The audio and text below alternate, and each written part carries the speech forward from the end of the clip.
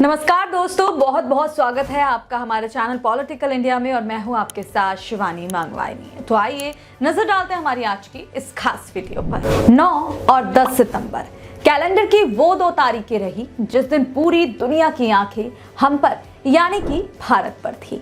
भारत में G20 शिखर सम्मेलन का आयोजन हो रहा था। G20 के सदस्य सहित 43 देशों और अंतर्राष्ट्रीय संस्थानों के प्रतिनिधि इस महत्वपूर्ण सम्मेलन में भाग लेने के लिए भारत आए। अब तक 17 G20 शिखर सम्मेलन हो चुके हैं और यह बड़ी संख्या एक नया कीर्तिमान था। यह कीर्तिमान कोई सहयोग से हासिल नहीं हुआ, बल्कि हमने वैश्विक शासन संचालन के प्रति निष्ठा और अंतर्राष्ट्रीय समस्याओं के समाधान हेतु जो प्रतिबद्धता पिछले कुछ वर्षों में दिखाई, उसका परिणाम था। भारत ने G20 के नेतृत्व का बैटन दिसंबर 2022 को संभाला और तब से लेकर आज तक हमारे देश में इसे लेकर 60 से ज्यादा शहरों में 220 बैठकें हो चुकी हैं।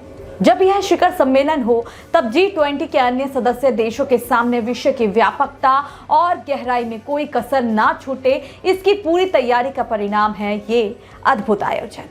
आज इस सफल आयोजन के बाद विभिन्न देशों के राष्ट्रीय अध्यक्ष और राजनयिकों के बयान आ रहे हैं। सब भारत के परिश्रम और लगन की इस सफलता को श्रेय दे रहे हैं। ध्यान योग्य बात यह है कि जब हमने G20 की बागडोर संभाली थी, यह विश्व एक ऐसे नाजुक दौर से गुजर रहा था जहां बहुपक्षवाद की सफलता पर ही प्रश्न चिन्ह लगे थे। इतना भू राजनीतिक तनाव और आपसी कड़वाहट शायद ही दुनिया ने कभी महसूस की होगी जितना बीते 5 वर्षों से देखने को और सुनने को मिल रही थी। स्थिति ऐसी कि साझा हित के लिए एकजुटता एक दुर्लभ विचार हो गया हो।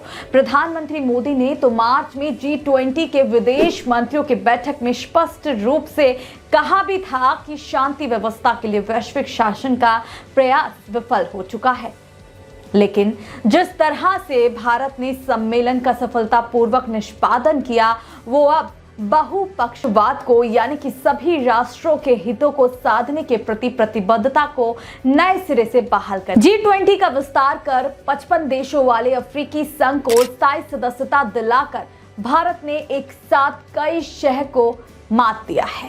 पहले तो जो कुलीन बहुपक्षवाद का चोला था, वो अब उतरकर उसमें न्याय संगत बहुपक्षवाद को चढ़ गया। दूसरी, अभी तक जहां G20 में G7 के देशों सहित यूरोपीय संघ के 25 देशों एवं रूस, चीन और तुर्की को मिलाकर उत्तर का पड़ला भारी था, अब वहां अफ्रीकी देशों की सदस्यता के बाद दक्षिणी देशों की संख्या भी बढ़ेगी और दक्षिणी देशों के विषय भी गंभीरता से लिए जाएंगे। तीसरा, चीन ने जो भारी निवेश कर अफ्रीका में कर्ज संकट पैदा किया, सब जानते हैं कि चीन किसी देश के साथ ऐसा क्यों और कब करता है। अब चीन का अफ्रीका में मनमाफिक अधिग्रहण करने की राह में G20 देश खड़े होंगे। चौथी और सबसे महत्वपूर्ण कि भारत अफ्रीका के साथ एक पुराना मैत्री साझा करता है। अफ्रीका का स्वतंत्रता संग्राम हमारे स्वतंत्रता संग्राम से कई मायनों में प्रेरित था। इसीलिए अब अफ्रीकी संघ को सदस्यता दिलाकर भारत स्वाभाविक रूप से दक्षिण की आवाज बनकर उभरेगा। भारत ने प्रधानमंत्री नरेंद्र मोदी के नेतृत्व में वह हासिल कर दिखाया जिसे भूराजनीतिक संकटों के समाधान के लिए बने अंतर्राष्ट्रीय मंच हासिल नहीं कर पा रहे थे। संयुक्त राष्ट्र सुरक्षा परिषद यूक्रेन युद्ध को रुकवाने के लिए कुछ नहीं कर पा रही और आम सभा जैसे मंचों के प्रस्ताव भी सर्वसम्मति से पारित ना हो पाने के कारण निष्प्रभावी रहे। इसीलिए भारत की अध्यक्षता में नई दिल्ली में संपन्न G20 शिखर सम्मेलन के कुछ दिन पहले तक किसी को उम्मीद नहीं थी कि घोषणा पत्र पर सहमति बन पाएगी। लेकिन भारत ने G20 शिखर सम्मेलन में खेमों में बटी दुनिया को एक साझा घोषणा पत्र के लिए राजी करते हुए उत्तर और दक्षिण के बीच बने असंतुलन को दूर करने, नए गलियारे बनाकर आपूर्ति श्रृंखला को सुदृढ़ बनाने, ऋण संकट समाधान के लिए विश्व बैंक जैसी वित्तीय संस्थाओं को वित्त पोषित करने और जलवायु संकट से निपटने के लिए विश्व जैव ईंधन अलायंस बनाने जैसी दर्जनों पहल की, जो 2 सप्ताह बाद होने वाले सतत विकास लक्ष्य शिखर सम्मेलन और अगले साल होने वाले विकास वित्त सम्मेलन को दिशा और गति देने में सहायक सिद्ध होगी। एक धरती, एक परिवार और एक भविष्य के लक्ष्य को ध्यान में रखते हुए भारत ने भूराजनीतिक और आर्थिक खेमों में बटी दुनिया को एक कुटुंब के रूप में जोड़ने का प्रयास करते हुए ऐतिहासिक सफलता हासिल की है। भारतीय प्रधानमंत्री ने यह कहकर एक प्रकार से संयुक्त राष्ट्र सुरक्षा परिषद में भारत की दावेदारी भी पेश की है कि उसके स्थायी सदस्यों की संख्या वही है जो इस संस्था के गठन के समय थी। संयुक्त राष्ट्र का गठन 51 देशों के साथ हुआ था। आज उसके सदस्यों की संख्या 200 के करीब पहुंच गई है, लेकिन सुरक्षा परिषद में वही के वही 5 सदस्य हैं। भारत ने G20 शिखर सम्मेलन में जैसा कूटनीतिक कौशल दिखाया और विश्व पर अपनी जैसी छाप छोड़ी, उसे संयुक्त राष्ट्र सुरक्षा परिषद में स्थायी सदस्यता का उसका दावा और मजबूत हो गया है।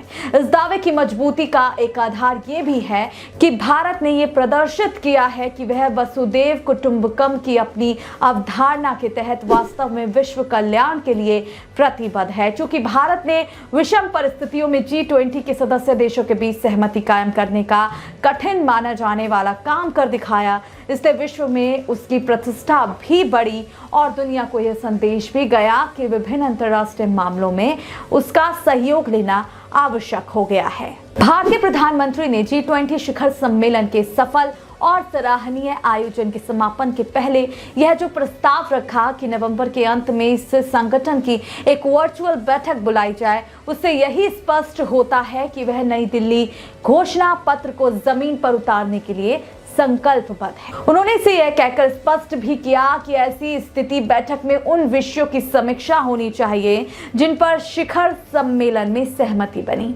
हालांकि भारत ने अगले G20 शिखर सम्मेलन की कमान ब्राजील के राष्ट्रपति को सौंप दी है, लेकिन अभी हमारे पास नवंबर तक इस संगठन की अध्यक्षता है। यह भी किसी से छिपा नहीं कि संयुक्त राष्ट्र में जिन विषयों पर सहमति कायम हो जाती है उन पर भी काम नहीं हो पाता। शायद इसी कारण प्रधानमंत्री नरेंद्र मोदी ने संयुक्त राष्ट्र में सुधार की मांग पर एक बार फिर बल दिया।